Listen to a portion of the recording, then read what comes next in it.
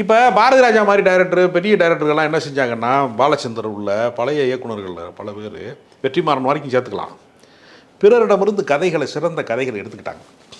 வெற்றிமாறன் வந்து அவர் வந்து ஜெயமோகன்கிட்ட இருந்து தங்கம்னு ஒரு எழுத்தாளர்கிட்ட இருந்து இந்த விடுதலை மாதிரி கதைகளில் அது மாதிரி வந்து விசாரணை மாதிரி கதை எல்லாமே அவருடைய கதை கிடையாது.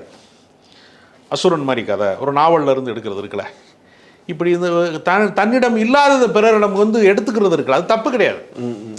இங்கே என்ன சிக்கல்னா இயக்குனரே கதாசிரியராக இருக்கிறார். கதாசிரியருங்கிறது ஒரு தனி வகை, இயக்குனருங்கிறது அதை மேக்கிங் பண்ணுறது தான். இங்கே என்ன பண்ணுறான்னா டைரக்டர்கிட்ட போய் கதை கேட்குறாங்க. அப்போ என்ன செய்ய முடியும்? டி ராஜேந்தர் எல்லாமே பண்ணாருன்ற மாதிரி எல்லாருமே எல்லாம் பண்ண முடியாதுல்ல. அப்படி பண்ணினதனுடைய விளைவு என்ன ஆகுது? இப்போ இந்த ரெட்ரோ படம் தாங்க முடியல.